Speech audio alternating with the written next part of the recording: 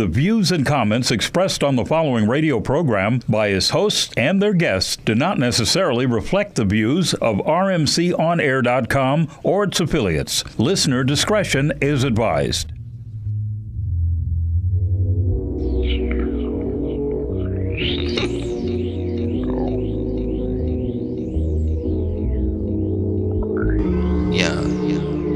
All my niggas smoke, all my niggas smoke.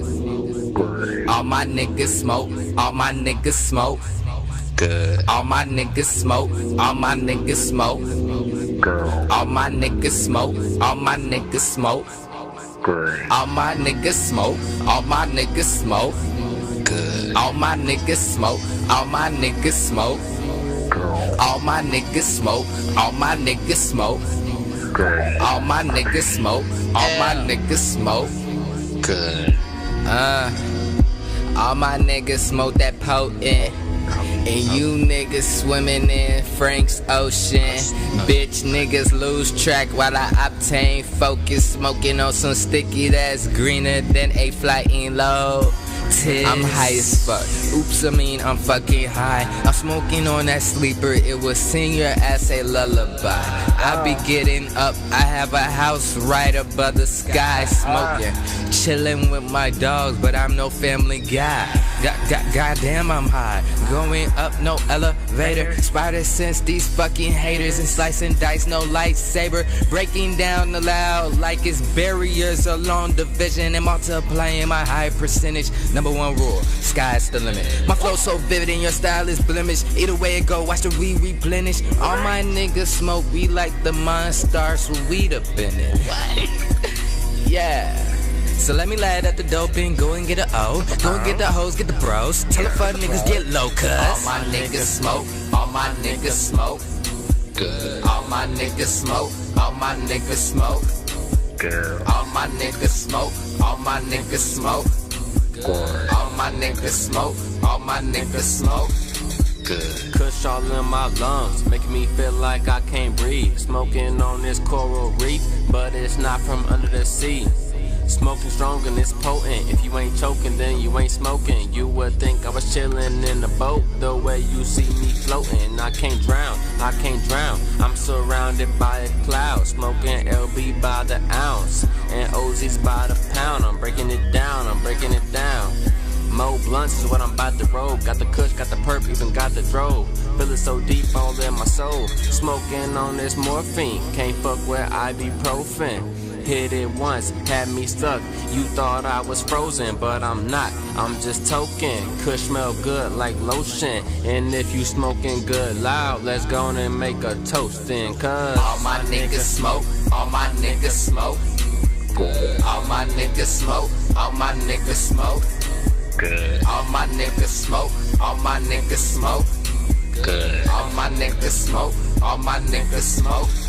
Good. All my niggas smoke, all my niggas smoke. Good. All my niggas smoke, all my niggas smoke.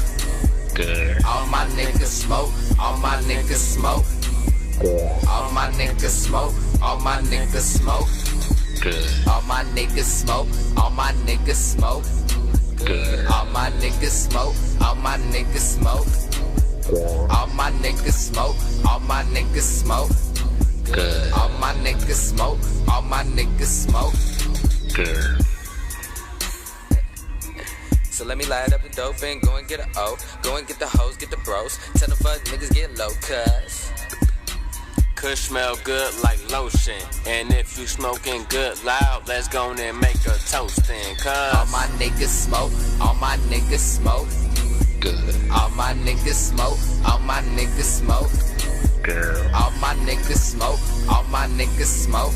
Is the record stuck? All my niggas smoke, all my You say is the record stuck? Yeah. How many times has he said all my niggas smoke? That's all I done heard. all my niggas smoke. Okay, so I was just asking, Kiara, is the record stuck?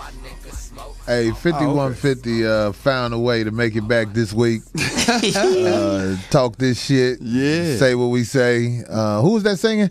I think that was 420. That's the name of the record, I guess, in homage of Weed Day, 420, by Rich and Mark Murray. Is that a West Coast group? Does it say? Are they? I don't know. Why don't Rich or Mark Murray call in and let us know where you from, where you hail from, and what do you guys think of the record? Somebody call us, let us know. We know one motherfucking thing. What? All his niggas smoke. All of them. God damn it, he makes sure the world know that shit. Jeez. Maybe we was having technical difficulties. No, all his niggas smoke. The record wasn't skipping. To the beat. Okay. All right. I think the beat was all right. It was. No, I'm it just was melodic. saying. I was just trying to figure out the rest of it. You know. I just know it's way easier to rap today than it was 10, 15 years ago. Really? I think dudes was a little better back then. Yeah. Better diversity, better artists, you know? Like who though? Like it's always those people with the easy hooks. That's what I call them. They got the hook. It's catchy. Rakim, KRS, Chuck D, Public Enemy, you know. But you're calling out like elites. That's what I mean. mean. That's what Biggie, Tupac, Nas, Jay-Z. But you saying all the people who like they stood out where they will be remembered. But what about the guys nobody remember? Like, who that is? That my baby dad? Ain't nobody even thought about him no more. See? But I remember that song. You know what I mean? Who that is? That my baby dad? They had that type of rap all the time. So. They had their time, right? No, it's always gonna be somebody like that where it's like their song is catchy where you be like, fuck it, get that shit a chance. But it's not deep lyrically. Or the lyrics don't come in abundance. But that's definitely a get high record. You could listen to that and be smoking with your niggas. Yeah. And it would mean something to you. Like that's the ideal song for doing what? Smoking. Nothing else. So that was a pretty good record. Y'all keep sending in the records. We appreciate it. You know, hit us up. Yeah. What's the email address? I don't know that shit. You know it. Corey Holcomb Show 5150 @gmail.com. Get at us. So, Corey, in news that people might be interested in, Chad Ochocinco Johnson was in court the other day, actually on, I guess, Friday, in front of a female Caucasian judge, and he patted his lawyer on his behind after it was initially decided that he was going to get to walk out the same door that he came in, as opposed to the door he ended up exiting out of in handcuffs. And there's been a lot of conversation in all the different media platforms about whether or not that could have been prevented or what do you who was think? at fault. A lot of people saw it. Right. I personally think, having been locked up a few times, that the last thing you should ever do is forget the word discretion of a judge. Because he was out the door till he patted that brother, his lawyer, on his behind. And dark as he is, and that white woman looked at him and said, I heard about you. You think I'm playing. And I want to get on television. Because people just, everybody want their 15 minutes, including lawyers and judges and everybody else.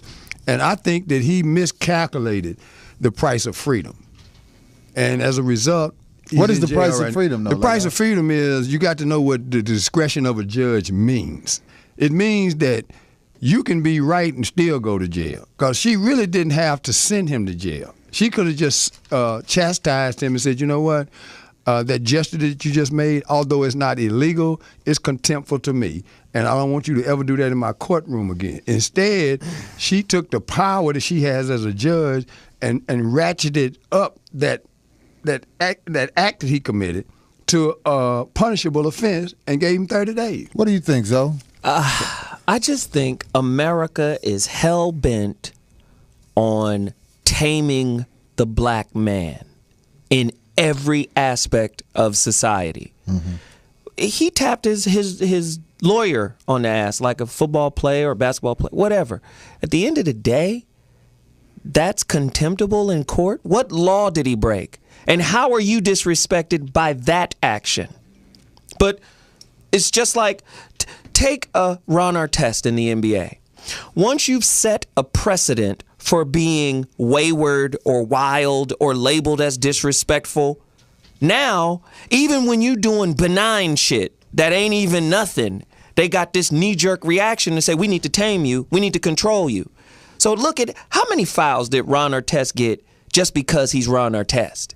Or how many fouls or technicals did Dennis Rodman get because he got the label of this motherfucker's wild or this something's wrong with him. Now Chad Ochocinco is experiencing the same shit. It's tame black man time in America, and you can see that happening. So I'm so glad that I get to say something about this shit.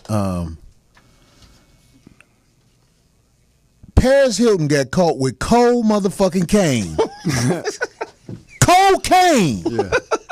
On a number of motherfucking occasions. And this bitch ain't seen no motherfucking bars. So here's this man in court. And this bitch got mad because people laugh. She's a very insecure bitch.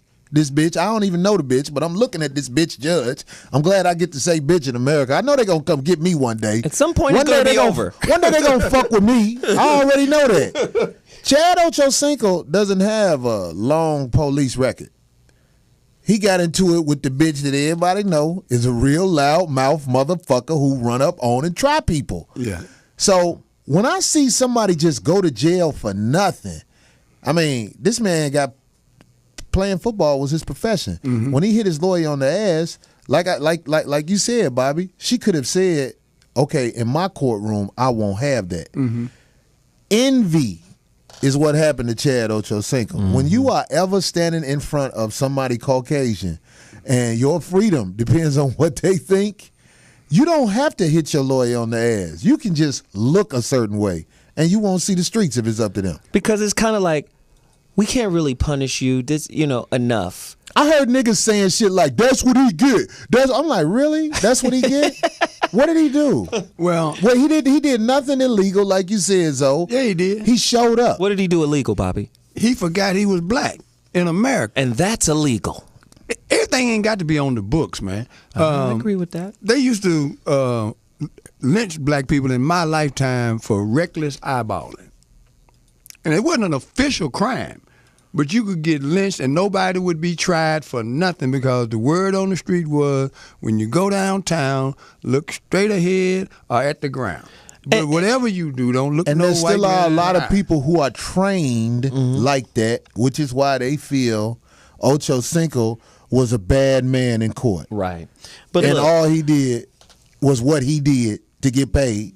As a man, he make money tapping people on the ass. That's what he do. They hit their teammates. Yeah. But not in court. Not in this woman's court. Where's that at? Right. No, that's what I'm saying. It's not a written rule. But why is he in jail then? Because he's black and he a Caucasian, the worst thing in the world. A Caucasian woman.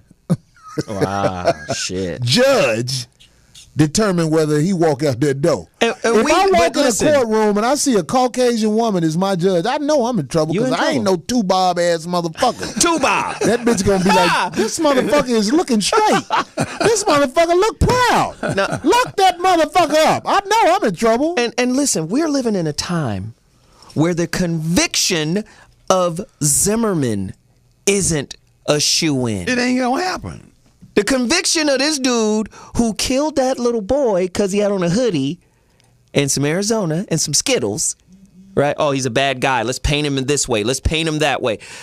We're living in a society where some people can get the fuck off based on their color, and this dude taps his lawyer on the ass and gets sent to jail. That's why I can't understand why people are scared to speak up on what the fuck they know is foul. Like, I talk bad about the gay marriage shit. And I get people on Twitter saying to me, oh, they gonna get you and all that shit. I'm like, man, they gonna get me anyway. So I'm gonna speak on what I feel to be foul. What your boyfriend ate should not be in the front of your drawers, nigga. Well, that's what I got to say about that. But back to this issue at hand and the price of freedom. Dookie front ass nigga. The price of freedom. Didn't nobody even protest the gay parade. They so scared to protest gays. Well, I ain't fucking with them. We really got some job. We got far more serious issues. We didn't even establish our right to be treated equally as human beings. And I look at that situation with Chad on both sides, and having been in front of a judge and had to make my mind up. Now, am I going to show him the man that I am and go to jail? Or I'm going to get up and say, Your Honor, sir, you're absolutely right. I do want to go home. And look at my references. There are people say that I'm going to do more on the outside and be a credit to society if you take that discretion that you have, and when you use that word, they know that they ain't got to pound you. But I done seen brothers get in front of a judge, flashing gang sign, and get an extra 20 years. Well, and Ocho Cinco, they got sentencing guidelines. But Ocho Cinco probably looks like the reincarnation of OJ. He is the They probably reincarnation. feel like, okay, you got off with a slap on the wrist. We not gonna let this happen again. I just feel like we not really hitting it on the home run level. When you are a black man in court, it ain't good for you. It just ain't. They built them buildings to be filled by your ass. Okay. They gonna get you in them motherfuckers one way or another. Whether it's your child being born, you can go to jail for having a child when you a nigga. Wow. But if you're a black man, Them buildings was built to be filled for niggas. by chocolate motherfuckers. But a black Damn. man can walk free if his lawyer is Johnny Cochran. Because Johnny Cochran used their law and jury nullification for the first time in the history of American jurisprudence to the benefit of a Negro person. Because OJ is not black and never was black I anyway. say this though, your lawyer decides what happens to you in a lot of these big states. Your lawyer's friendship with the judge decides what happens to you. Well, but it's not really- Johnny Cochran did a great job as a lawyer. He was the best trial attorney in America. That's why OJ got out. It wasn't about no friendship.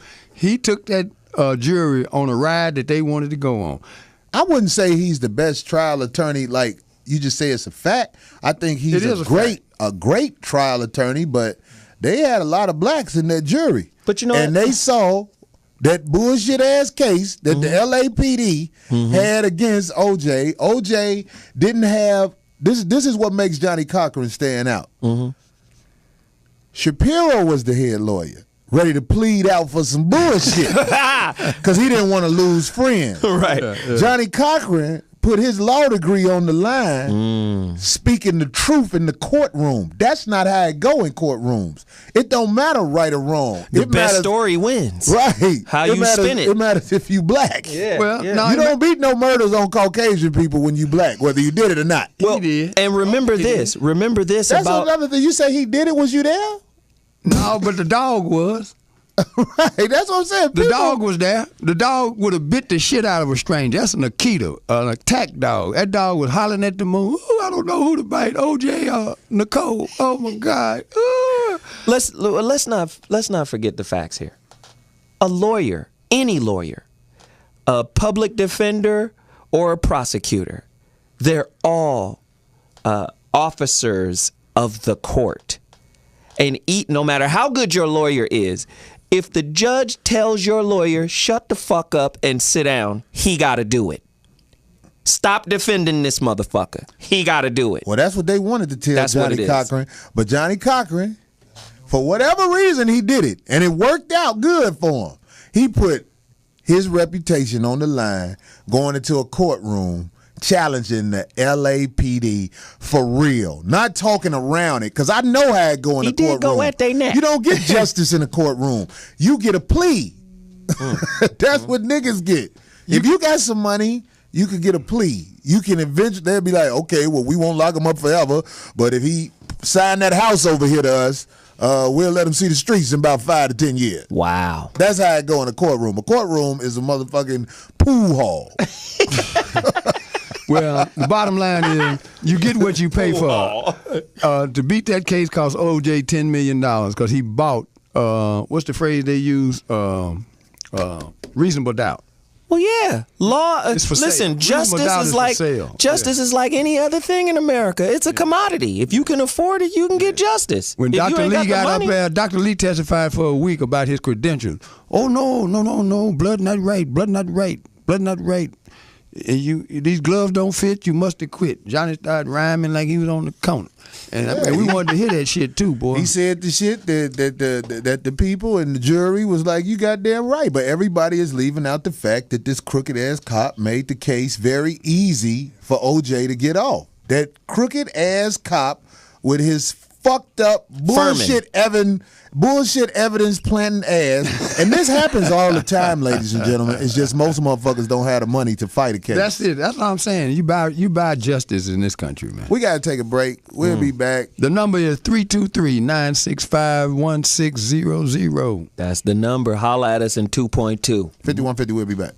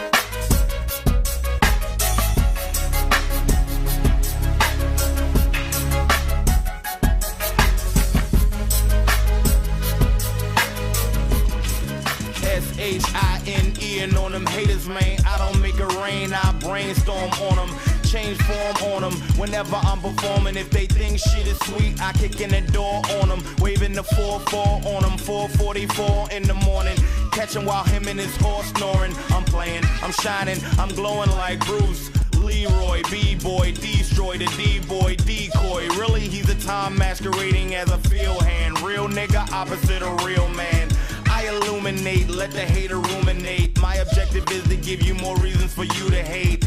And I shoot you straight, no bullshitting, no pulpitting, stick bull dicking, no fear up in here, y'all still a little chicken. Poetry, my voice so sultry, bluesy and folksy, so magazines quote me. Sucker MCs study me closely, but show respect mostly, so no it don't insult me. I'm shining, and no I can't hide it, especially when the fire beat is provided. I get excited, then light it like a Jimmy Cliff spliff. Original man from the Great Rift, smell fresh, take a whiff.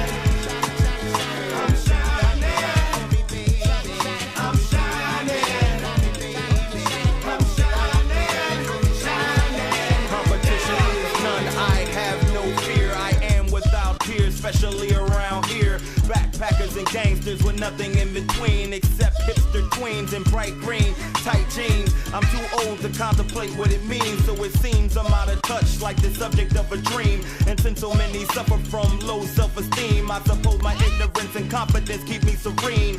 Peeping out the scene and nearly everything I've seen was similar to a photo shoot in magazines. But this isn't any legal, it's evil, bitch. More like a cheap leaflet promoting illegal shit. Poisonous pussy and evil dick conceive salacious seed. And they don't make it rain, they make it bleed. With greed and gluttony, rap David the company. Exile to the X-Files, go to heaven for the climate, go to hell for the company. They couldn't fuck with me, but I don't really give a fuck, luckily. Shining like a diamond in Sierra Leone, in the hands of a minor who's a minor with no place to call home. So everywhere I roam, when I leave, they remember how bright his light shone. I'm shining, I'm shining, I'm shining, I'm shining.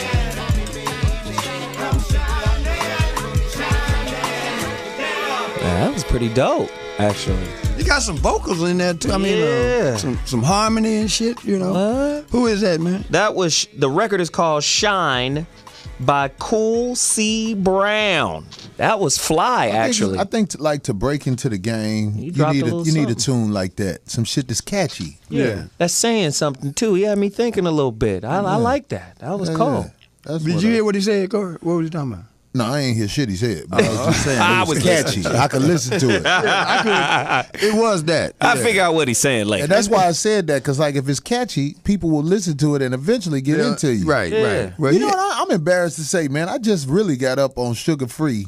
Oh, this Sugar past Free. week. Damn. who is that? Man, let me tell you something, man.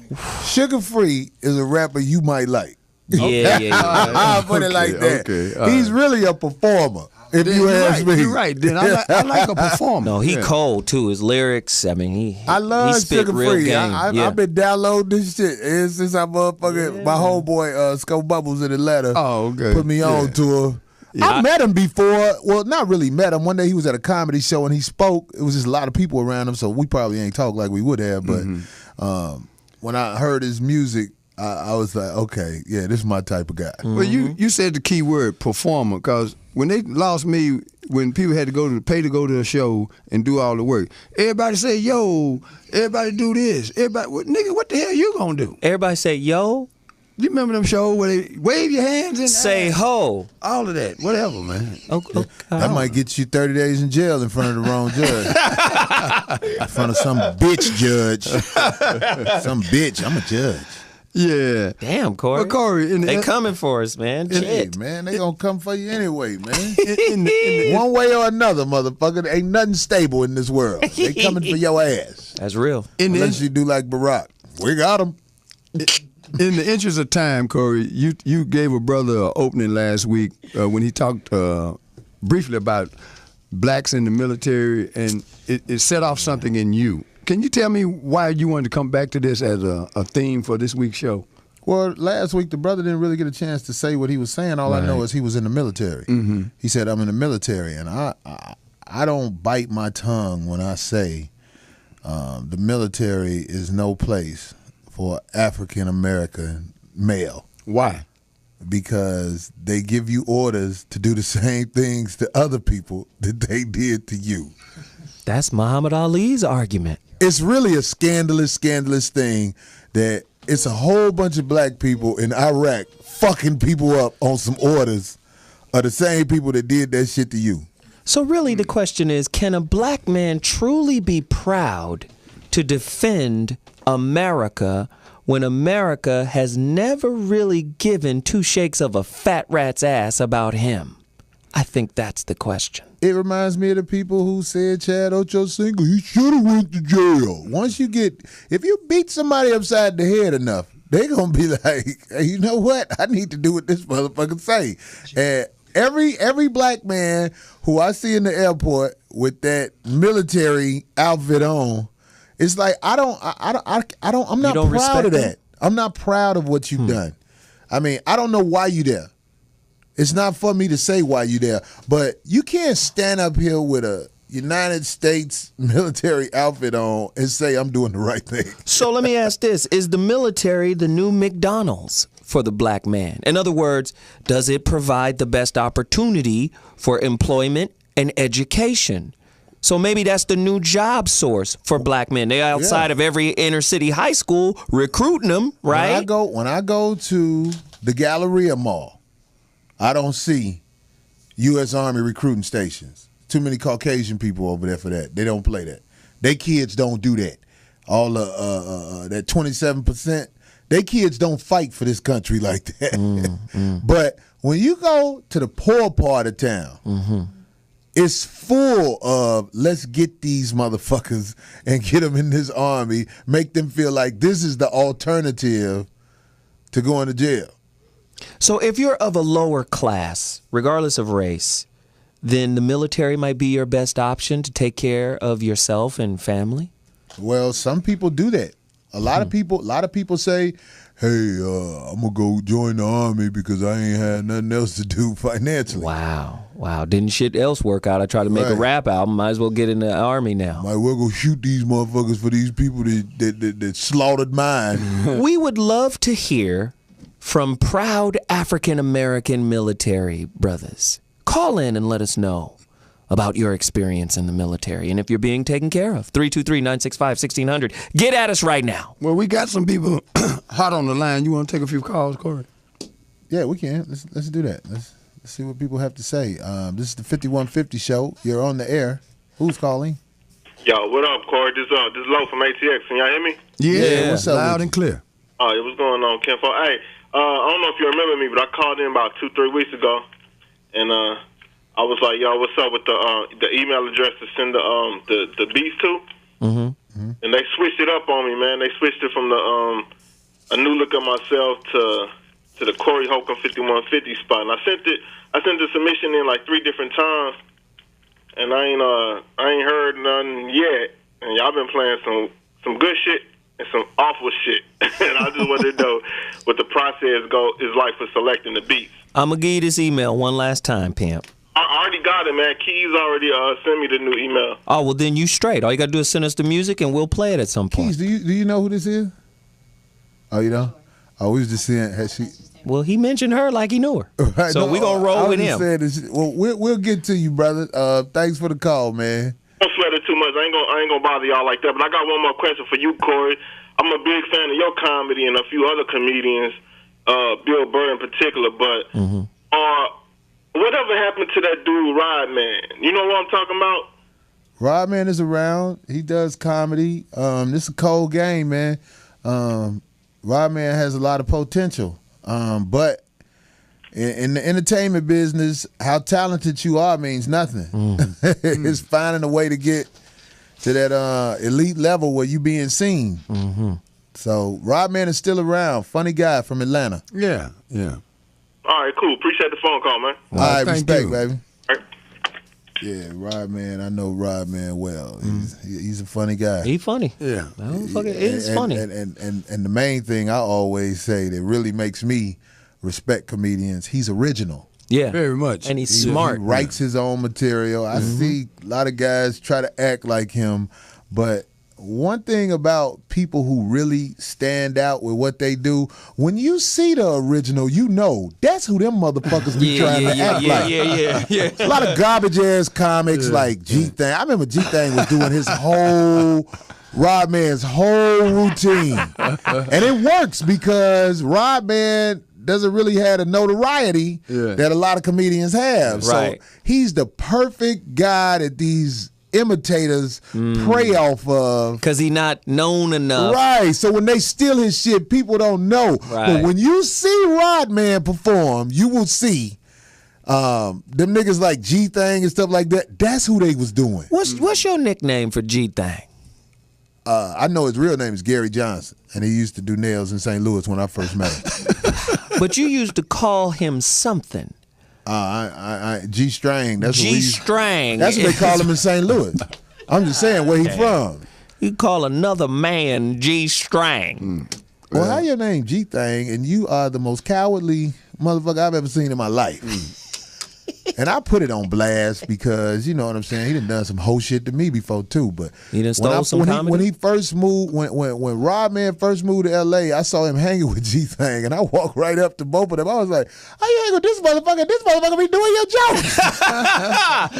And then Rodman didn't say nothing. And when he didn't say nothing, I said, well, what the fuck am I saying something for? Fuck it, I guess they got it like that. But one thing about LA, this is one thing about LA I found out the hard way. You can't argue with motherfuckers about shit because some of these niggas be fucking each other. Wow. You be like, man, this motherfucker did you like that. But they ain't gonna tell you, man, I'm fucking that nigga, man. I care about him. Wow.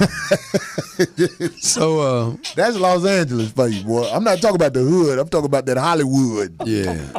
Them niggas is fucking. You know, on the military issue, having served in the Navy, and when I went in '83, it shocked everybody that knew me because in my book, Real Men Don't Play, I dedicate a chapter to the Buffalo Soldiers, and that goes all the way back to pre-Civil War, and what came out of the historical understanding of our connection to the military, the Indians were puzzled by the soldiers with buffalo hair.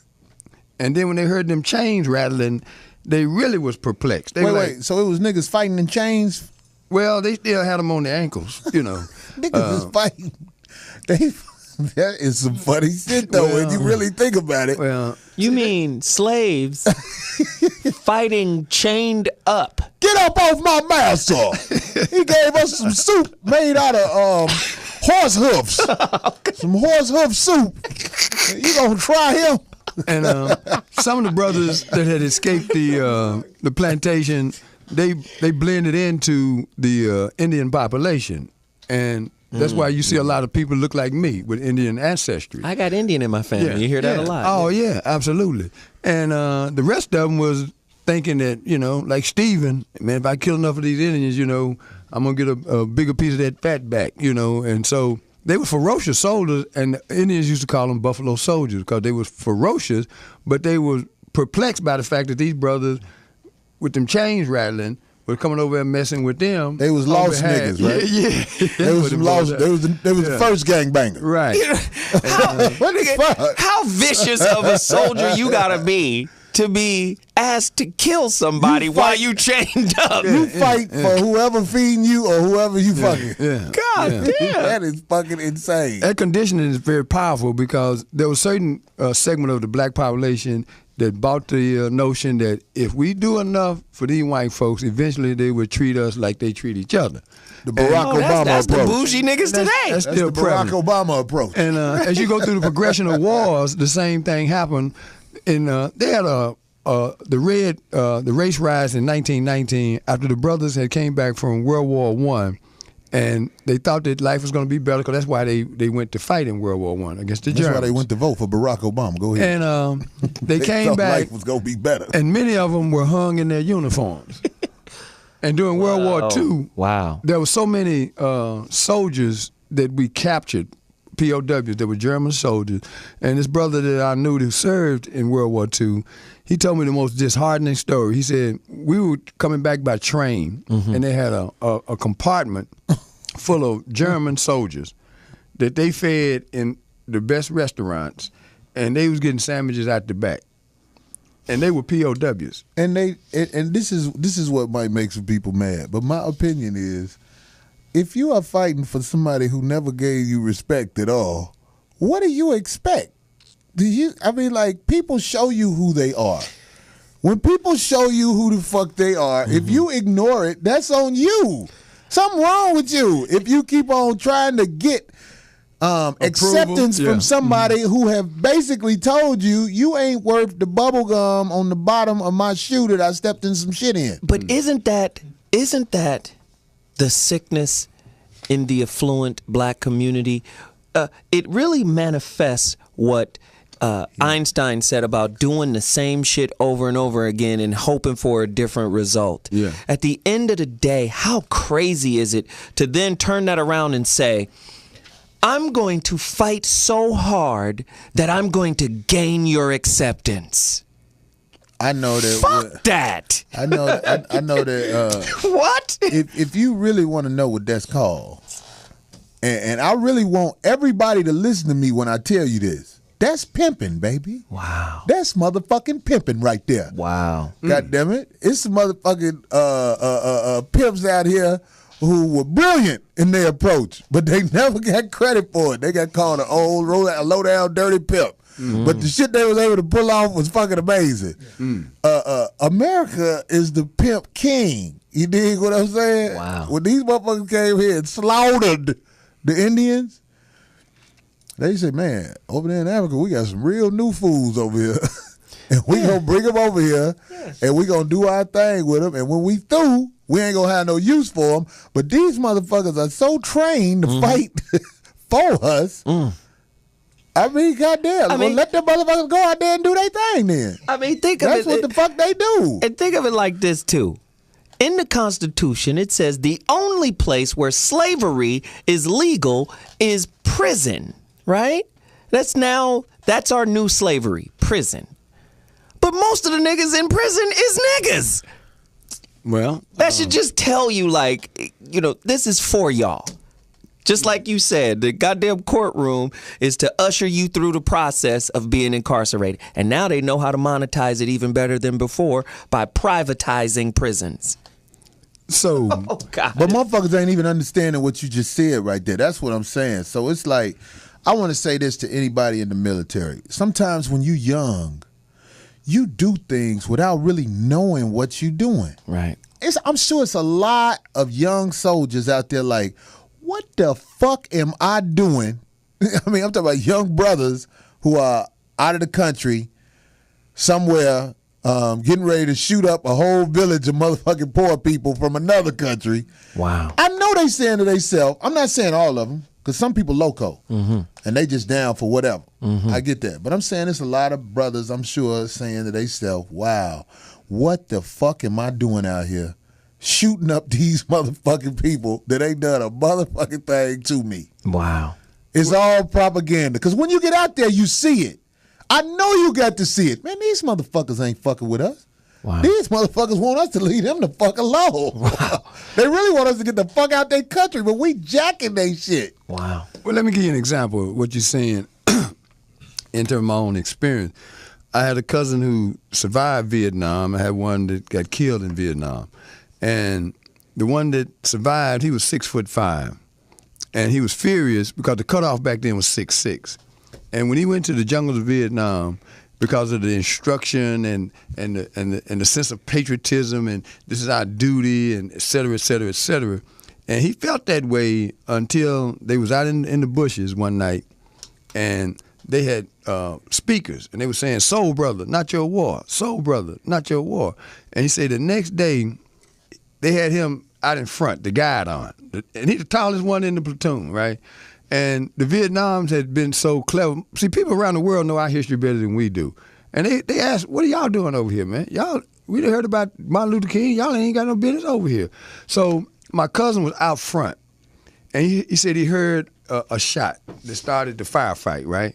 And the guy standing next to him, little white boy, about 5'9", blew his head off. And then they playing the microphone. "Soul brother, not your war. Soul brother, not your war." And as tall as he was to start the fight, they'd have blew his head off. But they wanted to let the brothers know, y'all really ain't got no business over here. They say that shit all the time. When they capture them, I heard. Yeah. They be like, "What the fuck are you doing? What the fuck are you doing fighting us? Yeah, what the fuck did we do to you for you to be so proud with your little Rambo get on out here like we did something to you? Right. Motherfucker, they did this shit to you. Do you know what? I think, this is what I really think. I think black people in America have really forgotten the slave trade and what really happened. I really think that I think that black people in America, I'm talking about the majority of black people in America, really think that they will be given equal rights eventually. And before you know it, you dead, and you pass that shit on to your kids, and your kids steady thinking the day is coming. The day is coming. And also, the same motherfuckers who told you the day is coming told you when you die, it's a place called paradise for your ass. Wow. And if it's the same motherfuckers with the goodest game ever. Right. I give motherfuckers, they wickedly brilliant. And as long as I got you looking outside yourself for validation and vindication, you can never look to yourself to get up on your own. We always working for that, hey, he just pat me on the back. I must be one of him. And that ain't the get down. But here's the other side of that. There's a song that should be banned from all airwaves from this point forward, and it's the Negro, not the national anthem, but it's our slogan. The NAACP started that shit when I was a child, and we still waiting on someday. We shall overcome. That's got to be the sucker record of the whole motherfucking. That's the sucker record of the world. We ain't gonna never overcome. Someday. We ain't gonna never overcome until we overcome our weaknesses. No, you got to turn Never. someday into a date certain. But you know what, Bobby? When Right. you brought that song up, me with the consciousness I have now, because I haven't heard it in a while. They still do it If a at every, motherfucker sung Martin Luther that King song, celebration. I wouldn't be singing that shit. I'd be like, "What'd he say? You don't get that bullshit the fuck just like that Bobby McFerrin song. Don't worry. Be Boy, happy. that song, I hated that motherfucking song. I was like, beat that nigga ass. Hey, Corey, why don't you? That nigga is violating with that motherfucking song. So I got a question for you. I was gonna ask you to make up a song, nigga. Hey, but look, I got a question for you. What should we be This goes singing? to anybody. What y'all waiting on? That's what I want to know. Anybody right who there. wants to answer this question, when you watch sporting events, especially like the NBA finals, when it's like what is it, Memorial Day or something like that, and they be like, "Yo, I just want to thank the troops. Y'all out there fighting for our freedom. If it weren't for y'all, we wouldn't be able to enjoy these freedoms we have." How do you feel when you hear people say that? Annoyed. annoyed. Simply because these are black guys who, but for their athletic ability, would be in situations where they would be subjected to the same kind of atrocities that you spoke of earlier, because that's how they treat us in Chirac. Ain't no difference between Chirac and Iraq, okay? And so the fighting that goes on in the inner cities around the country, they take some of the kids who have better records now, because it used to be you could go to the military if you had a heartbeat. Mm-hmm. But then they start downsizing and saying, no, you got to be at least a high school graduate with some aptitude. But you still going to go over and die. All right, that's still the bottom line. Yeah. But they're more selective now. Yeah, they hunting the smarter niggas. Yeah. They was like, keep the dumb niggas on the street. We'll get them eventually with the squad car. If you get a propaganda to the proper goose, because they attract you with, we're looking for a few good men. Look in the mirror. Is that you? Yes, that's me. I'm signing up. Okay. And then when you go through that military experience, because when I was in the Navy in 83, 84, 85, 86, 87, they started messing with them people over in that Middle East, and I was in the reserves. And so you didn't never go fight? Man, look, I was in the Navy for 6 years, and they were sending people every 6 months all over the world, and I was playing tennis and basketball, and they got mad at me. I said, well, look here, y'all shouldn't have had sports teams. You know, because so you was on the Navy basketball team and the tennis team, yeah. So what? So you not the you was like the Naval Academy. Even Forrest Gump went to fight. No, bro, you didn't never get to fight, Bobby. Man, look here, I was in the Navy and I went to sea for 4 hours. The question is, what? You didn't never get to fight. Get to fight? Yeah. What for? I was playing basketball and tennis. What the fuck I want to fight Bobby, for? Don't tell nobody you was in the Navy no more, man. Bobby, if I check your record and you that good soup cooking nigga on the ship, I am going to motherfucking put that shit out there, Bobby. Oh. That's the beauty about modern time, man. You can go and see for yourself. I was at NAS North Island in Coronado. Mm-hmm. The hell, I trapped myself over here. So y'all talk till I get unwrapped over here, man. Oh, okay. All right. Bobby was in Coronado. Where was he? Playing tennis. They flew this nigga to Coronado to play tennis. But he had a gun while he was playing. Did you have a gun, Bobby? That don't lie. No, I didn't have no gun. What man. the fuck? Oh my God, we don't want to hear no more, Bobby. You was in the Navy. Just stay there, God damn it. They gave him a paddle. God damn it, this motherfucker was a weekend warrior, man. God damn, man. Testing. Am I back? You good, Bobby? Am I black? Bobby, it's coming in and out. Bobby, who was them niggas you introduced me to when I was in Memphis that time? They was in the Navy with me. They was on ships all the time. So they ain't never fight either? Oh, they did some of everything. Yeah, they take them out there. The question was, did they fight? Was they ever at war? Yeah, a couple of them were. Oh, okay. What, the ones I met? Yeah, Big Black was out there for 20-something years, man. Oh, okay. What about Goldsmith? Rooster? All them motherfucking names. Fairgrounds. This nigga said Goldsmith. Yeah, Goldsmith. Goldsmith was that guy that looked like. Boy, them niggas was owned by some rich white motherfuckers, boy. Mr. Goldsmith. I don't know, bro. Goldsmith. Boy, goddamn. Yeah.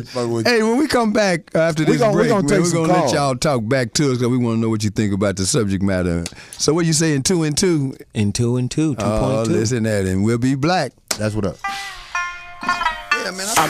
I mean that, yeah, I mean that. Don't front, you ain't seen that. You ain't seen that? Where I bees at, I'm gone. Where the trees at? Where the trees at? Where the trees at? I need that, yeah, I need that. I need that, yeah, I need that. Don't front, just drop the top. Stop and watch, hot to death, then breeze the face. But no need to chase, tweak the pace so I lead the race. Just ahead of the rest, better than most in the back of the class. Lead the pack, pull strings and tabs. Love jazz, fuck Oster tag though. I'm supposed to have flow, well, at least that's what they say. Yup, okay, don't know me yet, but I'm on my way. Stay fighting through the trenches, on benches, playing time was barren, still preparing. Tracks in the lab, now they stab something like OJ. What? No way. Got game, so I'm holding tokens. Born to shine, mind state is golden. Run a gun, so I use no plays. They can't see it coming, now they're mad. So fresh, I'm standing glad to reach the things I'm supposed to grab. I mean that, yeah, I mean that. Don't front, you ain't seen that. You ain't seen that? Where I bees at? I'm gone. Where the trees at? Where the trees at? Where the trees at? I need that? Yeah, I need that. I need that. Yeah, I need that. Don't front, don't front. I mean that, yeah, I mean that. Don't front, you ain't seen that. You ain't seen that? Where I bees at? I'm gone. Where the trees at? Where the trees at? Where the trees at? I need that, yeah, I need that. I need that, yeah, I need that. One more hit, then ease back. Ease back. Need that. Gone on, ease back. I need that.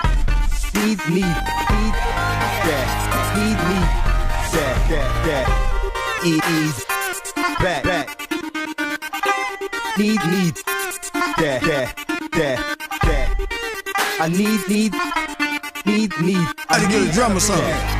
One more. I mean that. Are we back on? Hunter Alexander is the artist. I like it. She need to call Bubba Prime and put some drums on top of that shit. I mean that. Yeah. Get your kids out the room. My dick is out. She gonna get it soon.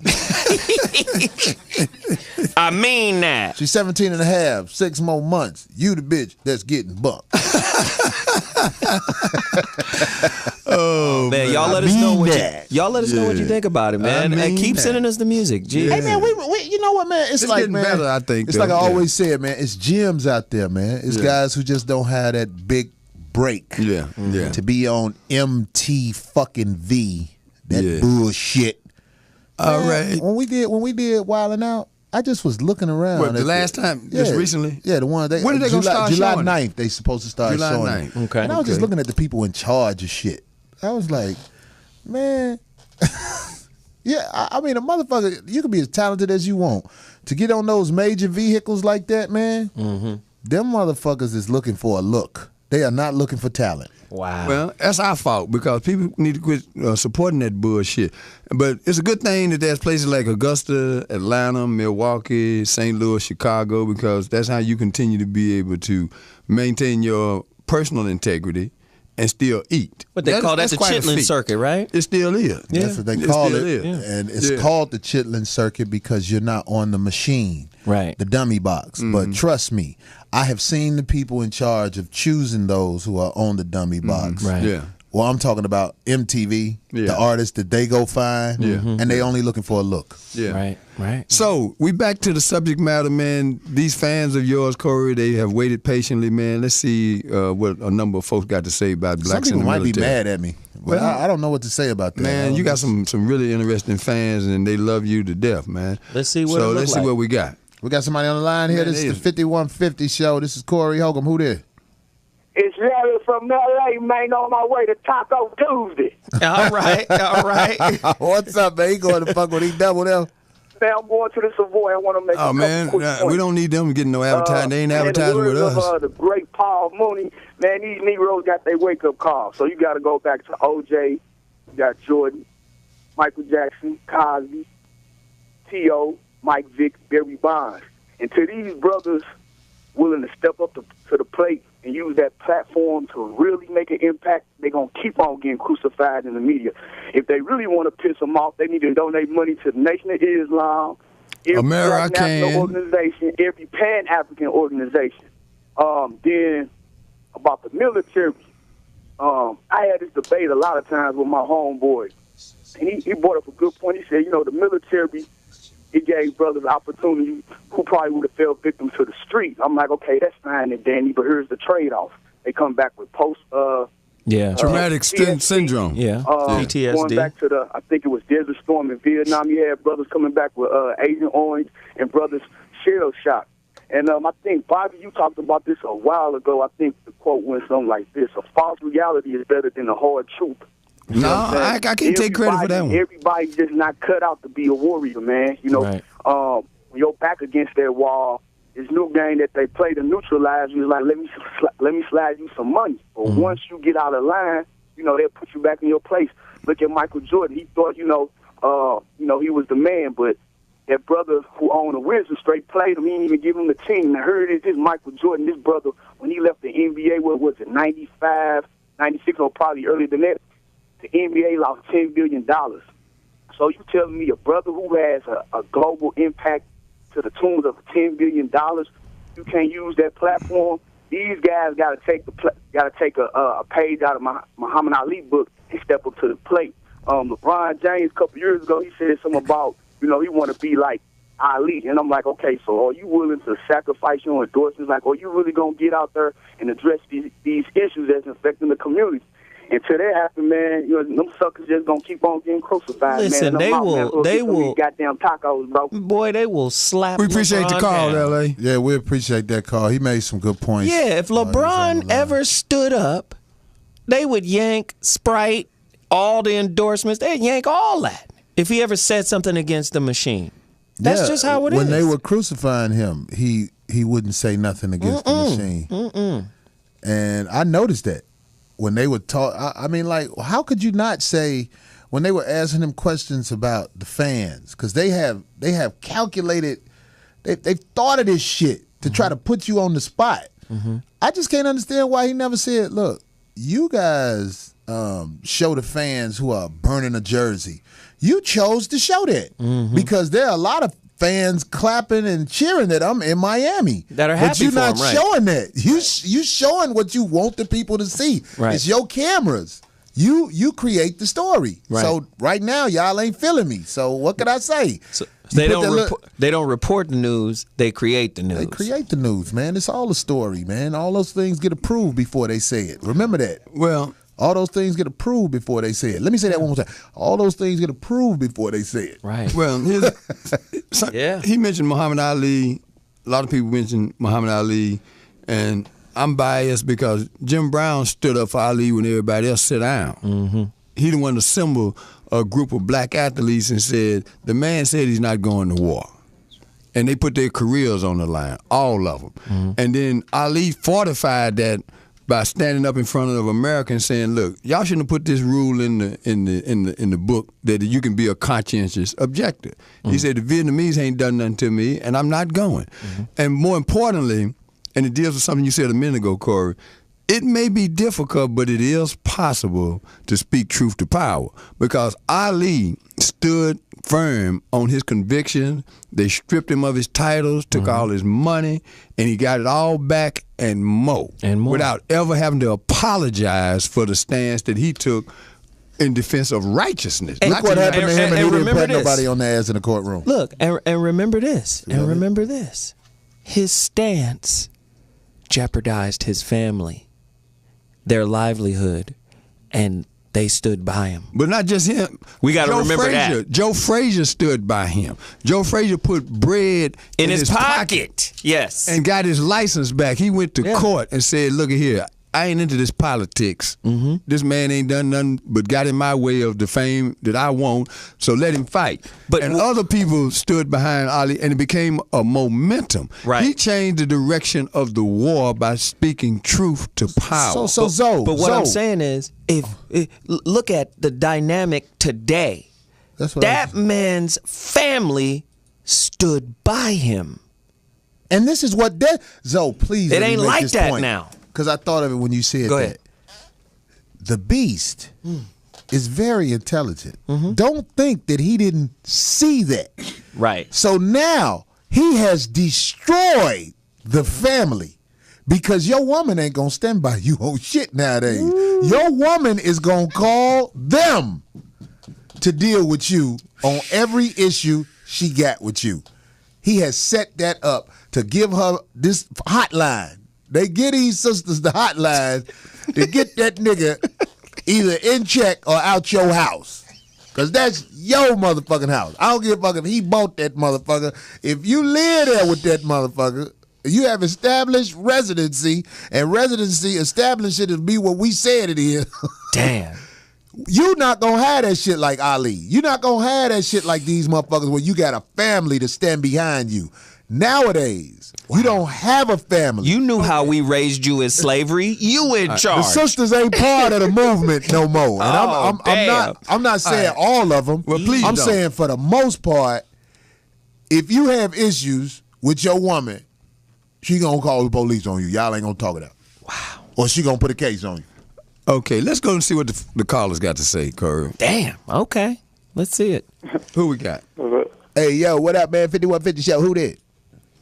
Hey, what's up, Corey, man? This Mike from D.C., man. What's going on, y'all? Hey, man, what's happening? What's up, Bobby? Hey, All right, how you all doing, right. brother? Yeah, it's speaking of Ali and the Vietnam thing. I think a lot of people y'all left out. He also had Jim Brown was speaking up for him and Kareem. Mm-hmm. And I think I heard Belafonte was too, and Sammy Davis Jr.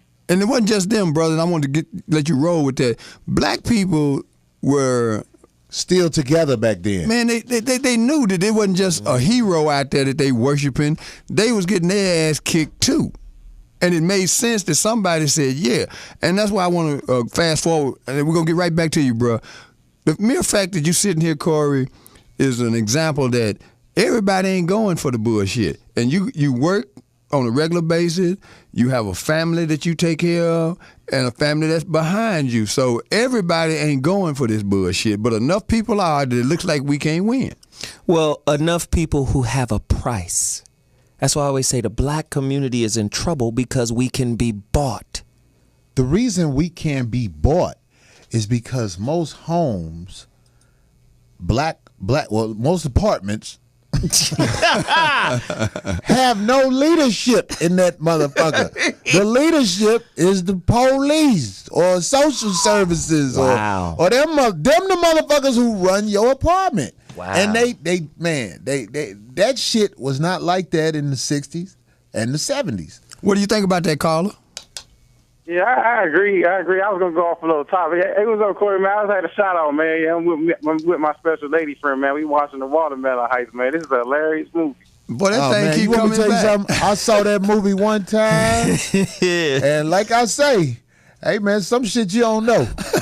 Oh, man. But I had a ball shooting that thing I shit. want to bring up, Corey. How come like we never gonna have a regular black female who can hustle her pussy like Kim Kardashian? Because the only famous black woman we have on TV network is Oprah, the people on The View, and Cheryl Underwood on The Talk. We never gonna have a fine-looking black woman that's like marketing herself on TV. Because the stereotype says it's normal for a black woman to be hypersexual and hoish. It's sensual and sexual and provocative when the white woman does it. It's different. She's a different kind of commodity. And that's the stereotype. It's unfortunate. Yeah, because I was watching something on TV, man, and the shit just really, if you watch the NBA Finals, you've heard this commercial. This bitch said nothing. There's nothing like Friday without a homicide. You know. Oh, it's a new television show. Yeah. What did she say exactly? She said that's about what it is. She's saying that it's Friday and it's gonna be some killings. Right. Yeah. It's Do gonna be you some know killings. that they won't let nobody black do that?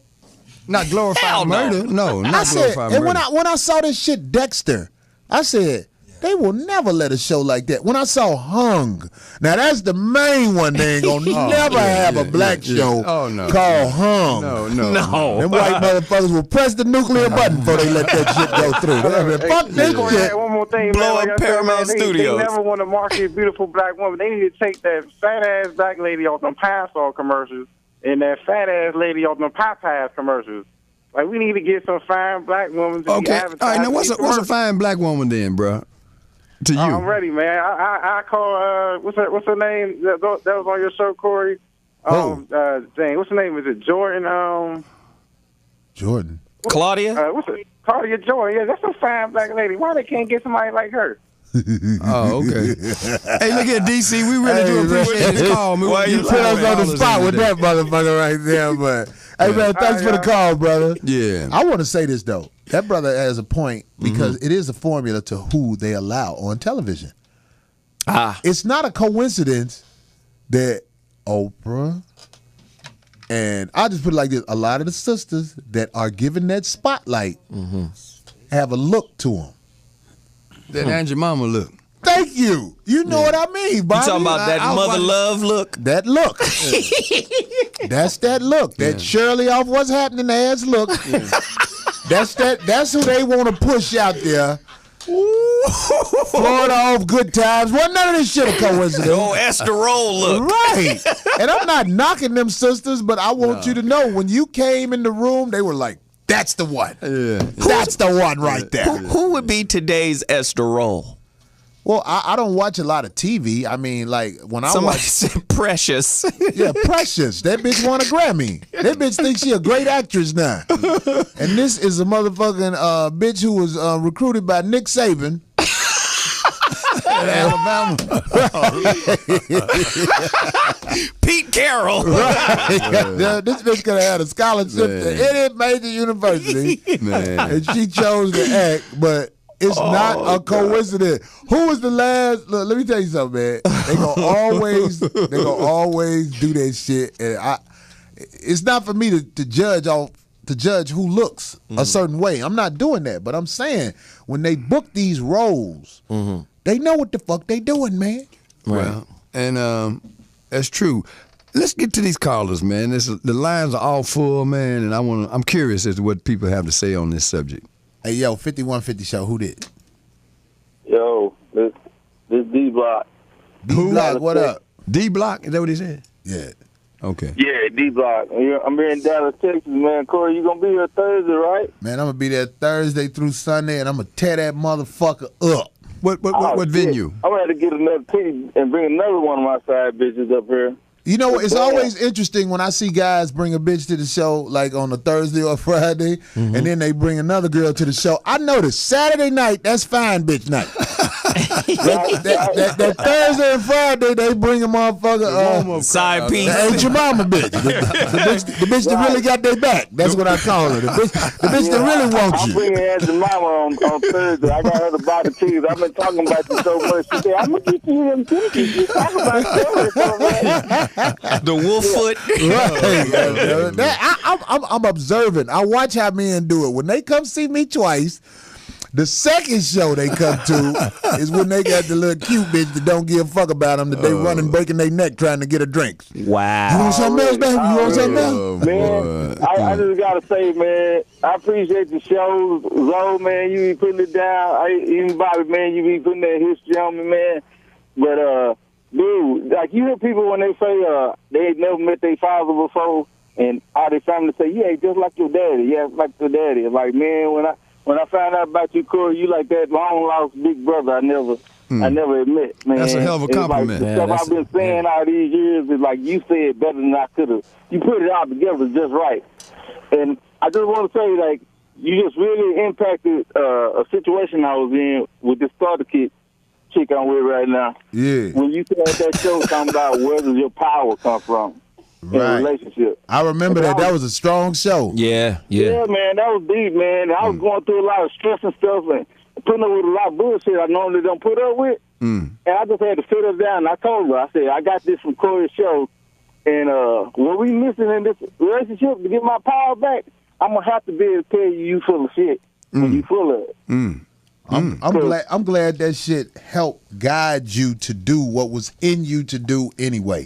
Sometimes that's all we need is to just hear something that validates. I'm not crazy. This motherfucker ain't treating me right. Yeah, right. Hey, brother, and that goes for men and women. We appreciate this call from Dallas and enjoy the shows. Let's keep them rolling. Yeah, I want to say this also, man, about shit like that. When people say, "Oh, the shit you said," you know what I'm saying? It was what helped get me over. I say that shit about Minister Farrakhan.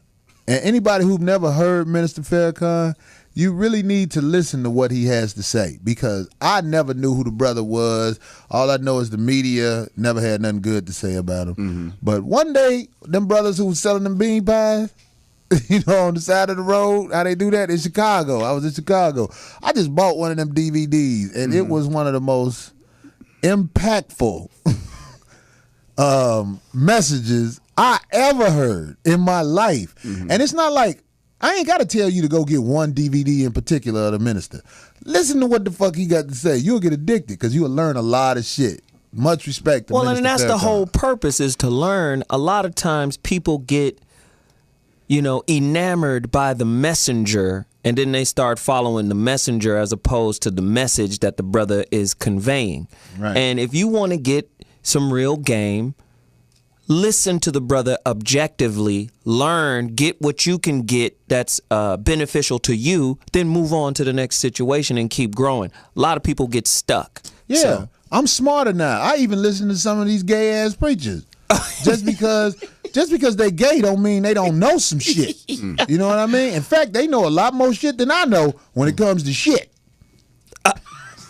Well, can we get back to the callers, man? Them motherfuckers got dookie knowledge. Callers, we got the callers. We got callers. They know how to get to callers. They know how to wash up good than a motherfucker. If not, they'll get fungus on their dick. Okay, ladies and gentlemen.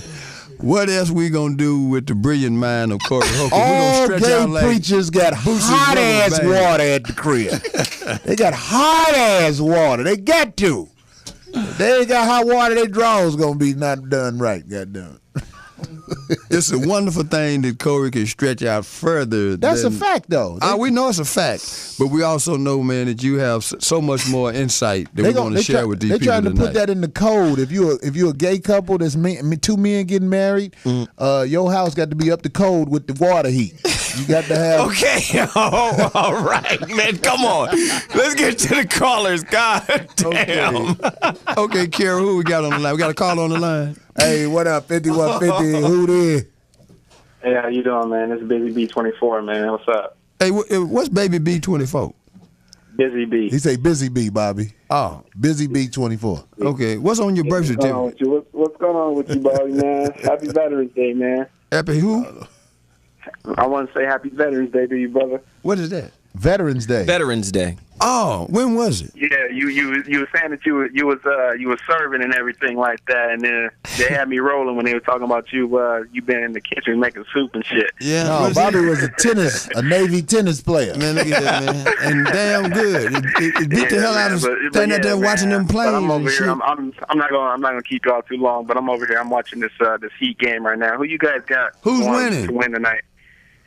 Right now, it's 44-50. San Antonio's up right now. Uh-oh. I mean, I want the Heat to win the NBA title, but What did he say the score was? 44-50, It's 44-50 San Antonio. right now, man. Okay, it's a ball game. Yeah, San Antonio's Yeah. tough, and at home, this is a toss-up. I think it's going to be about 7 games. I think the Heat is better than San Antonio. It's just the NBA is a But Spoelstra. entertainment league. It's an entertainment league. Yeah. If Tony Parker drives to the basket and jumps into you and the ref called a foul, it's going to be competitive. But if he jump into you and the ref don't give that foul, they going to get blew the fuck out. Yeah, he stay on the floor, man. That man stay on the floor more than freaking Magic Johnson be on the floor, man. Yeah. More than who? What did he say? He say stay on the floor. Stay on the floor more than Magic Johnson. I mean, I be listening to the shows right now, and it's halftime, and they showing your boy Wilbon and Simmons, man, and you right about them. Them niggas is moist as fuck, man. Can't you see it? You can see it's all over his face, man. Jalen Rose is like pissed right now, like, man, these niggas. But that's how they train these point guards. You go in there, you draw the big out as far as he's uncomfortable. He talking about that NBA. He talking and about then that. when he get that foul, that's that they train him to do that. No, but he talking about that NBA halftime desk where Jalen Rose got to hit him the ball breath bastards. He got to sit right in the middle of them ball breath bastards. You notice they got him right in the middle too. You ain't gonna you gonna get all 3 ball breath motherfuckers. So where you from, brother? Where you calling from? I'm calling from the Bay Area, man. Right now, or whatever. Yeah, I'm out here. I'm out here doing it, man. I'm trying to survive out here, man. But yeah, true talk on what you guys are saying about the whole, politics things and how people you can't voice your opinion about shit because, when you real out there, they gonna take your shit from you. You feel me? That's why LeBron, he's trying to be as quiet as he can because he knows, like you said, that Nike deal gonna go away. That Sprite deal gonna go away. They can strip that shit easily, man. You don't want to be a nigga out there with a headlining like that and no money. Yeah. If LeBron ain't had no money, boy, that motherfucker, boy. Can you imagine LeBron working for some moving company, coming home tired than a motherfucker, with a cap on? Yeah, have on a Dickie cap or some shit. That headline will be really gone by the end. Yeah. But anyway, that's what thanks they for the do. call, brother. We appreciate it, man. Let's get All him right, in. y'all take it easy, man. Yeah, let's get him in. Who we got, Kara? Hey, caller. What up, Music Man 82, representing that town where clowns get beat down and all you hear is gunshot sounds. Oh, shit. All right. Put it down. Pretty good, Music Man. You thought of that by yourself? Shit, we should write some more rhymes. I wrote that last night. I'm about to submit some music. Oh, shit. Okay. All right. Okay. That's what But anyway, man, on this military shit, I don't know if you remember, like, back in, like, 2010 on the Foxhole, you had did a show about that and invited some military dudes on. I think you should do that again. Yeah, we had that one military dude on the show, and he was acting like he was loco or whatever the fuck, but... I think he was Mexican or something like that. That was one of Darlene homeboys. Yeah, we're hoping some military guys call in today. Don't nobody want to really call address in it. because they can't really say their name unless they ex-military. Right. Because, if they say their name, they'll get in trouble. Mm-hmm. Oh, yeah, they're going to get that knock at the door. And then, another thing, too, man, I just want to see what you think about, I ain't trying to change up or anything, about simp-ass niggas who act one way with their homeboys, and then when a female come in the room, they change up and agree with everything she say to get her attention and make herself look better than all the other niggas in the room. I just went through a situation like that about 2 days ago. What do you think about that, Corey? Hey, man, look, Music Man, I'm going to tell you like this. This is how it went down. One day, it was this group, it was this couple. They used to have, like, different meetings at their house where they'll have women and men there, and they'll just have people over talking about different topics, in the black community. And they was talking about men helping more around the house with the things that the chores. And this motherfucking bullshit ass motherfucker stood up in the middle of the crowd and said, "Let me tell you something. All you men in here, I don't care if you post to work. When you come home from work, you check with your woman and see if the dishes and see if she needs you to do some laundry. You are supposed to do that. That is your woman." Hey, man, and half these goofy motherfuckers started clapping with him, man, because they was all trying to get some pussy, man. So with the way motherfuckers act around women, it's not real. So you can't even get mad, man. Only men act like men. Right. All you gotta do is just sit back, like T.O. say, get your popcorn and watch these pussy motherfuckers, man. But you know what's so fucking crazy about all of this? If you take a motherfucker from 2013, a man from 2013, and place him right next to a man from 1900, they're as different from a fucking elephant and a dolphin. Why? Because technology changes everything. It rewrites the rules. So back then, you need to be a strong man who can fix things. Well, that was the industrial industry, right? The industrial times, right? That shit is changing. And when information changes, so do social game rules. Motherfucker, this is why Detroit is broke. There was a time when everybody in Detroit had a job at a Ford factory somewhere building some shit. Well, when machines and automation comes in, that shit changes. They don't need you to build the cars now. They got a robot for that, nigga. So all that domestic life Get your sweaty ass out my shop. Right. All that domestic shit, washing dishes, pretty soon, that's going to be automated. Painting a house, that's automated. All of this shit that we put value on in 20 years' time ain't going to mean shit anyway. That's some real shit. And when you're around a woman, men, please listen to me when I say this. When you are around a woman, I'm just talking for real. That bitch is either going to promote you or demote you. If that bitch stay demoting you, you need to get the fuck away from that motherfucker. Because that motherfucker don't like your ass. That's why she demotes you more than anything else. Promoting or demoting? That's what she gonna do. Oh. When she around you, she gonna promote you or demote you. What happens more? Do you get demoted more? You're out of here. Then that's a very serious problem. I mean, let me go deeper into this topic. When we talk about the automation and technological advancements, shit that used to be normal ain't normal anymore. The rules are starting to fucking change because technology changes. Here's an example. Back in the day, a blue-collar worker was somebody that worked in a factory, right? You know who a blue-collar worker is now? It's a knowledge worker, a nigga who is an IT person, right?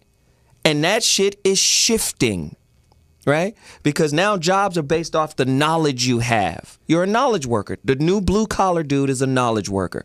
What do? I'm a lawyer. What do? I'm a computer technician. Your knowledge is the information, and that's the new blue collar. That's why the gap between the haves and the have-nots is getting fucking wider. So are you saying that's a bullshit commercial where they had that big Herman Monster-looking Mexican dude talking to that little bullshit-ass nigga with the baseball cap on, when he be like, do you know how much time you just make a phone call and you can be doing this? You know how much time it takes? What does he say in that commercial? Yeah, it's a fucking...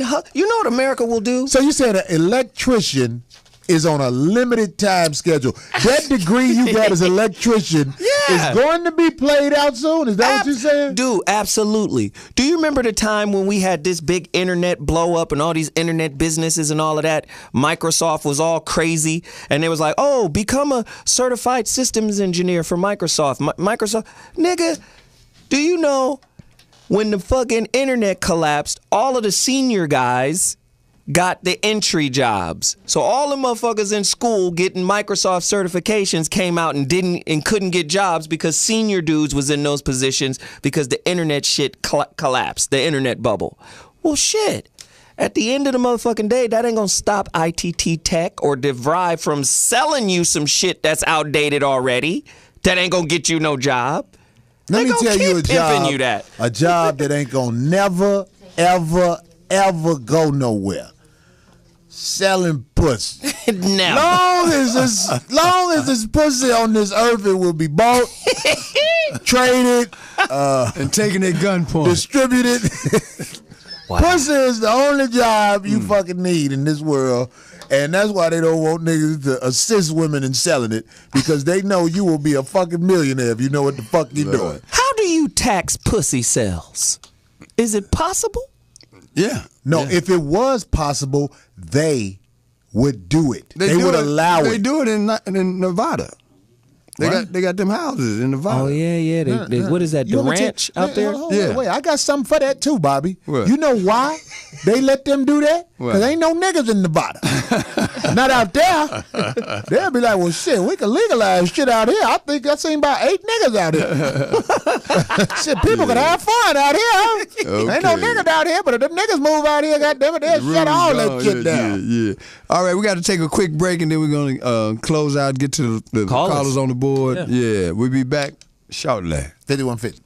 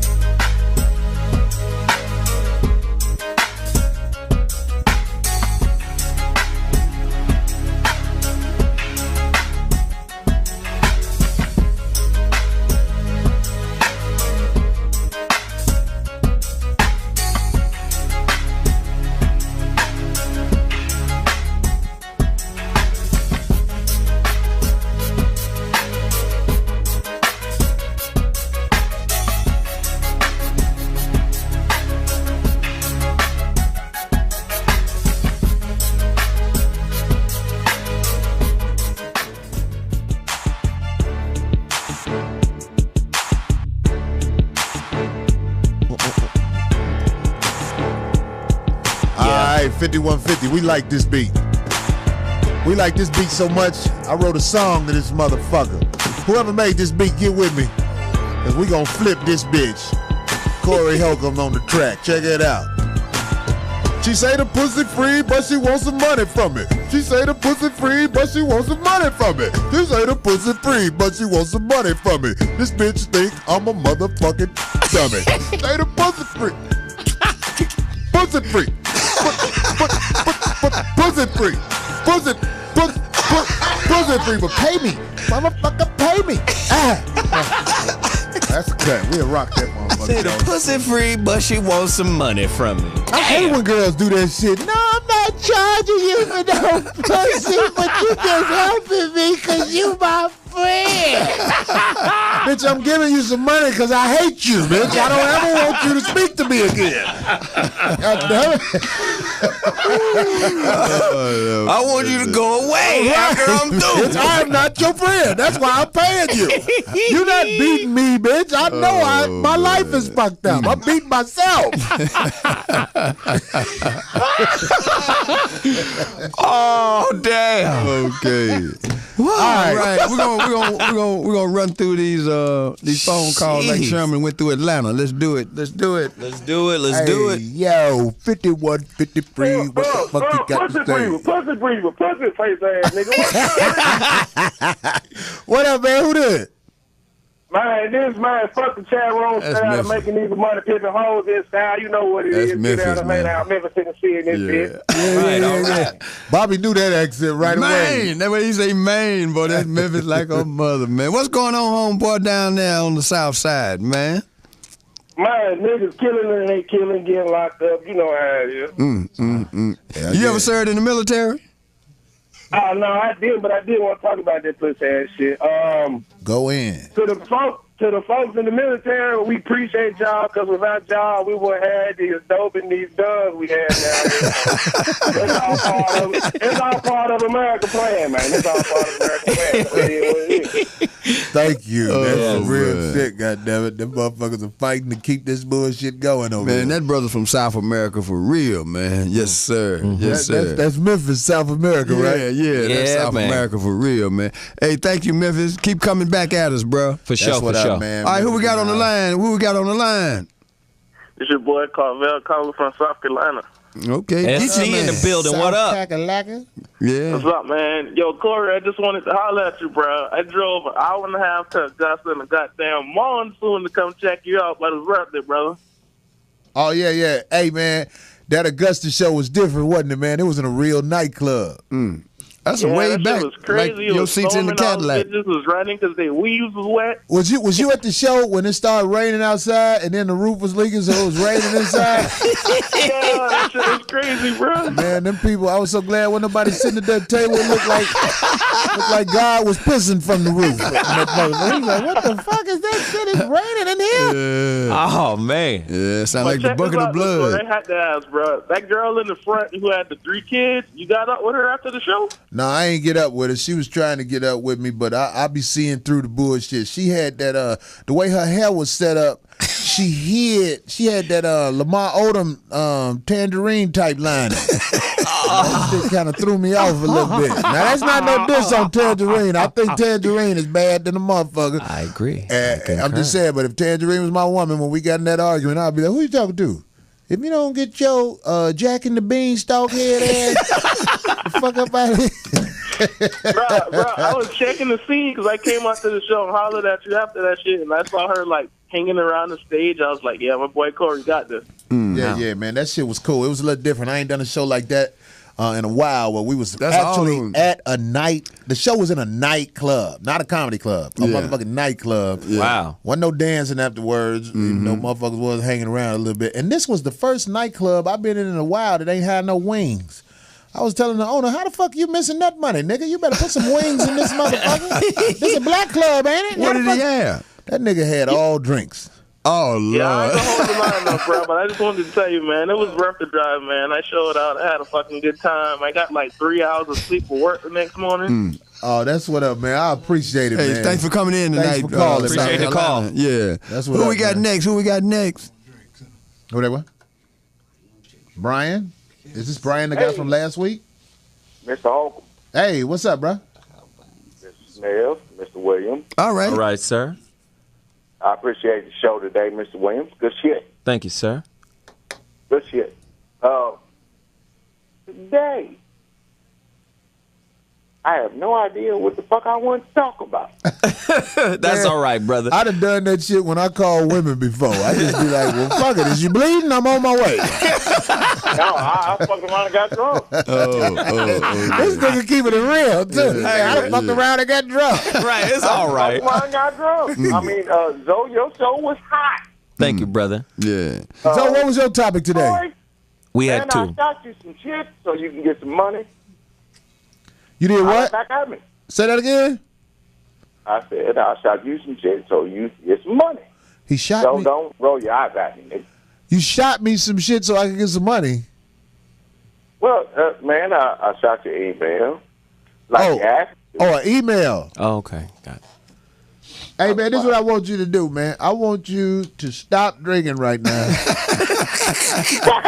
I want you to get you some baby oil. Get you some baby oil and put yourself to sleep. Get you some baby oil and put yourself to sleep, man, and shoot me another email. That nigga drunk than a motherfucker right there. That nigga didn't know what to say.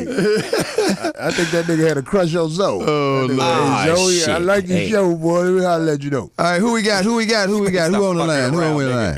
5150 show. Hey, who this?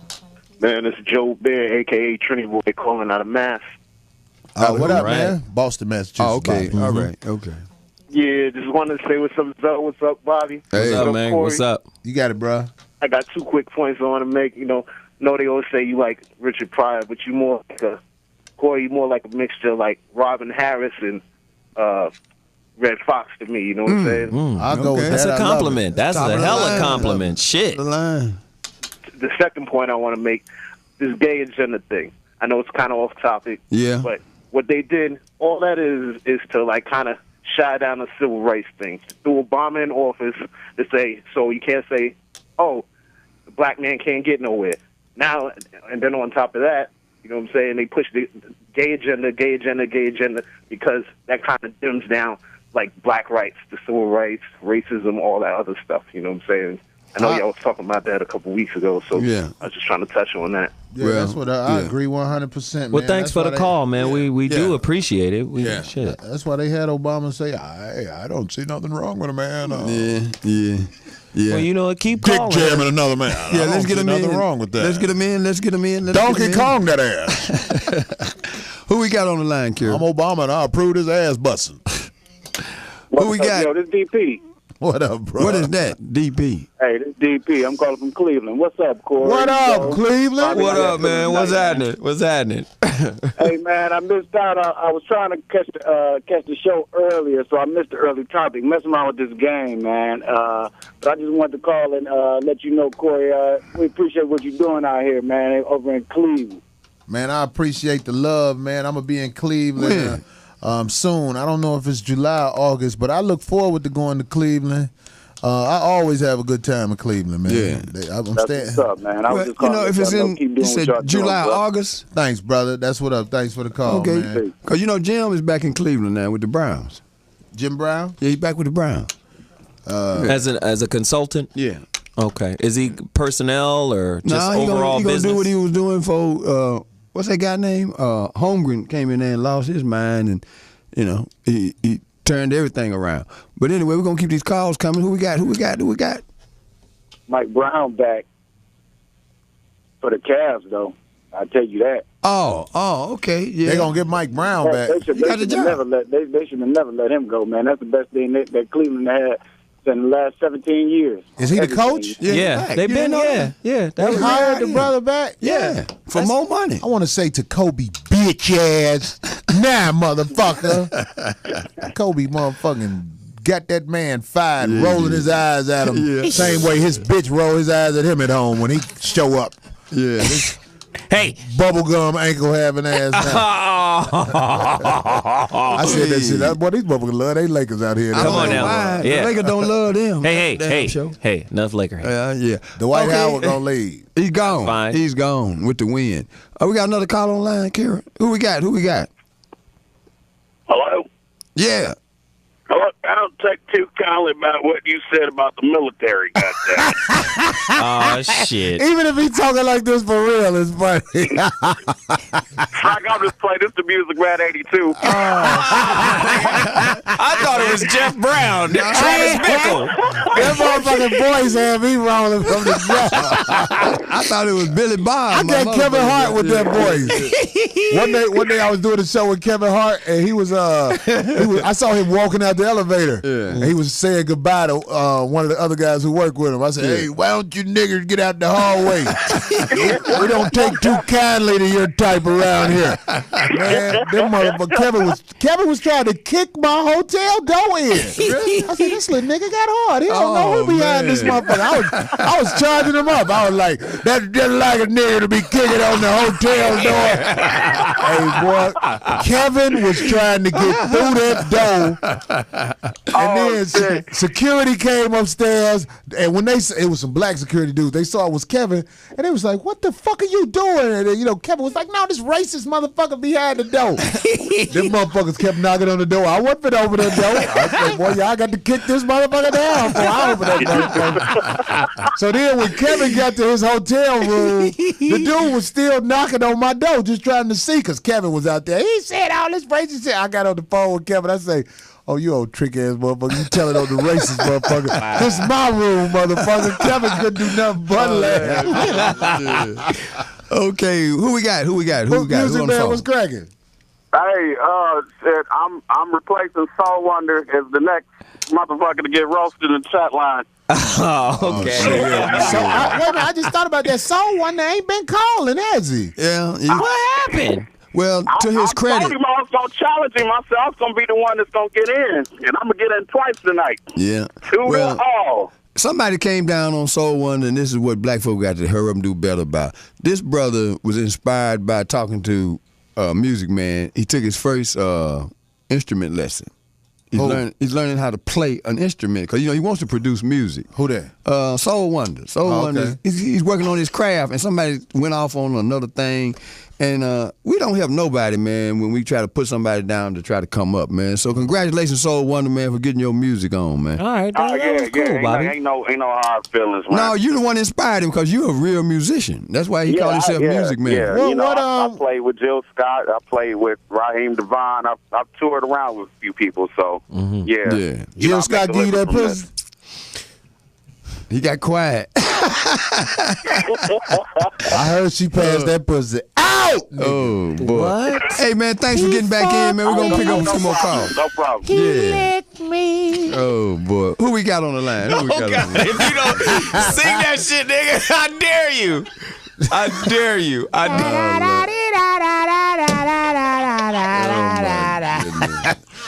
Get your Ronald McDonald face ass out of here, Jill Scott. That nigga, he fucked. He ducked me. He struck me. Shut the fuck up, bitch. With your beautiful voice having there. Oh, I'm just talking shit. I'm a big fan of Jill Scott. Jill Scott, don't you be mad at me. She's sassy about it. Got a hell of a band, too, man. But what would you say if you got in an argument with her? Whenever I see people, I always say, what I'm going to say if I get in an argument with her? I don't know. I wouldn't want no drama at this point. Get your linebacker build ass the fuck out of here, Jill Scott. As soon as I get in that argument with you, as soon as I look at you, I'm signing you up. What up? Who there? What's going on? This is Gerard from Toledo, Ohio. Gerard from Toledo. Yeah, man, Toledo fucking with you, man. Hey, man, I'll be out there in Toledo soon at that little club. Oh, yeah, out there with the funny bones or something? Yeah, with that restaurant with that good-ass food, that fish, what is it called? I don't know. That brother know. Fat Fish Blues. Yeah, Fat Fish Blues, man. Them motherfuckers got some good-ass food in there, catfish and shit like that? All kind of shit. Oh, yeah? Yeah. Well, tell him. Asian shit, something. Like Asian food or What's something. happening in Toledo, man? What's going on? Talk to me. It's all right when you're drunk. Oh, that's what he drunk. Oh, man. Ain't nothing doing going on now in Toledo, man, but a lot of killing, man. Niggas need to stay out the way right now, man. Wow. Go ahead and get your money on the low. Wow. Hell yeah, man. All right, man. We sure do appreciate that call, man. We got to Thank get you. them in before we got to get out of here, man. Appreciate that, Toledo.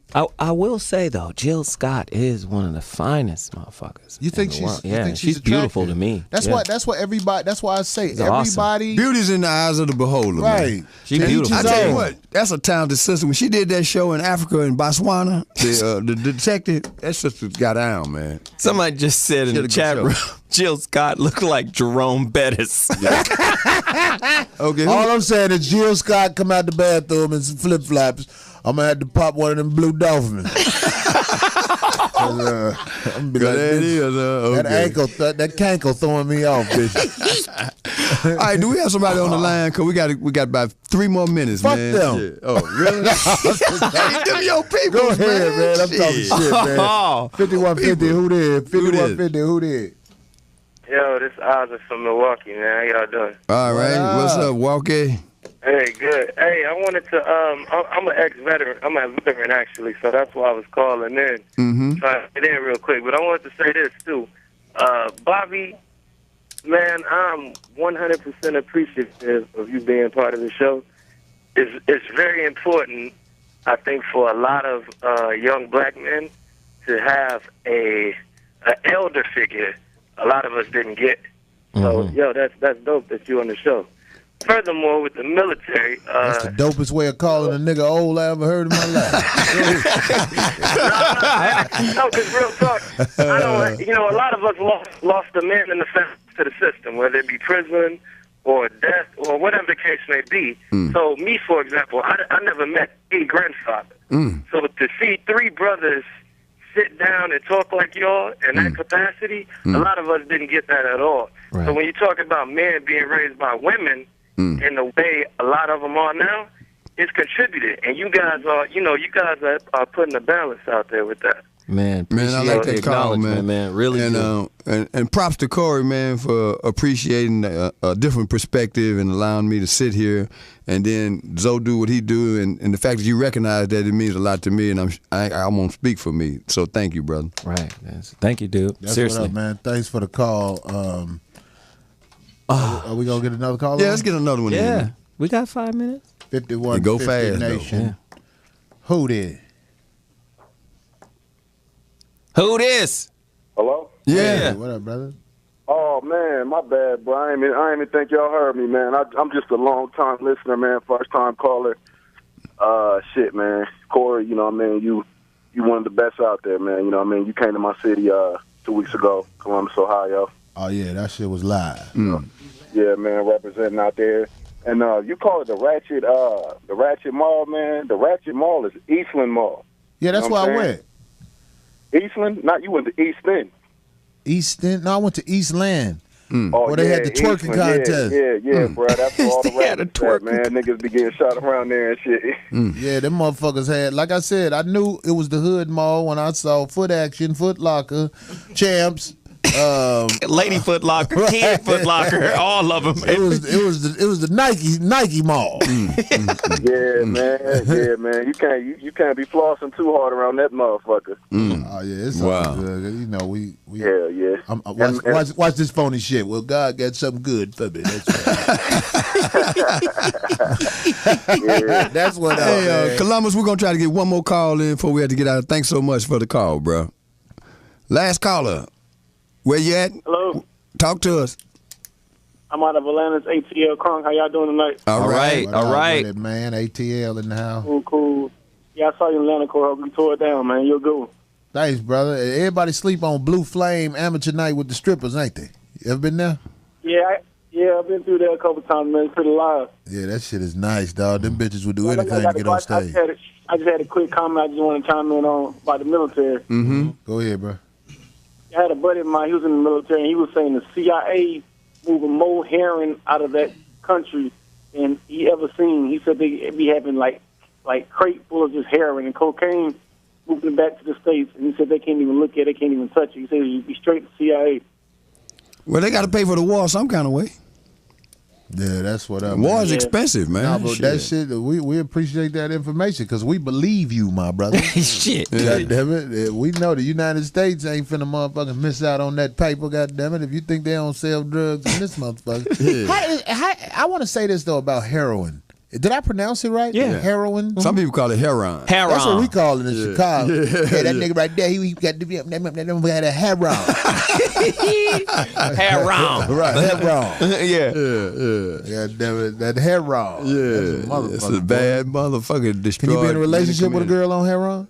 Not really, man. What Not about really. a dude on heron? Not really, man, because you ain't going to have nothing in the house. I just saw that movie Sparkle for the first time. Oh, yeah. That was Hey, man, that Which one, shit- the old one or the new one? The old one, not Yeah. that new bullshit. Anyway. Yeah. Hey man, I was laughing so hard, man, because it's a movie, so you can laugh at this shit. Mm-hmm. He met the one girl, the tall singer bitch, and was speaking to her, and then the woman he was with said, "She coming to the party with us?"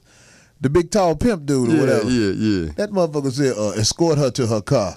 And he walked down the hallway and took his mink back and punched it in the stomach. Wow. Oh, God, I know that bitch say she said something. Anyway, Dallas, Texas, you know what's up. Addison Improv is going down this week, Thursday through Sunday. Corey Holcomb, I'll be there.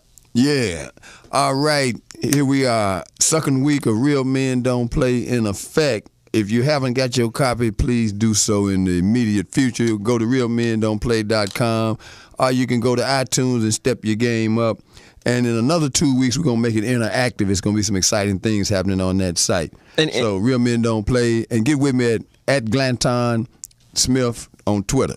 And interestingly enough, I'm going to be in Dallas on Thursday, too. Thursday and Friday. I'm actually going down to the Steve Harvey his big ranch. He does this annual thing, Steve Harvey Mentoring Weekend. You gonna sweep that hair up? It's gonna be all over the place. It's 120 families that are, single women, head of the household, children are in trouble, and he brings a whole bunch of men from all over the country to mentor these kids. My team has put together a pamphlet on dating for teens. I'm Eddie Long speaking? No. I'm moderating a discussion with Steve Harvey, and we doing this whole thing, man. This Thursday, I'll be down there putting it down. So follow me on Twitter at Zoe Williams. Call me while you're in town. If you can come up to the show, goddammit. Hey, nigga, I'll fall through. That's what you can see how many 5150 fans be at these shows. Yeah, let me duck through there and see what's cracking. I will call you when I'm there. You know. All right, so it's gonna be a real weekend down there. Anyway, that's absolutely. What up. Hey, we appreciate y'all listening to our little pussy ass show. All the military people that I pissed off. I'm sorry you mad, but I wish we could have had more guys on where we can hit 8 points. Right. Well, we're going to keep it fresh and exciting from week to week. And again, Corey, thanks for the opportunity to sit between two brothers that's holding it down. And we're just going to keep doing what we do. Okay, absolutely. Military guys, y'all keep killing them babies.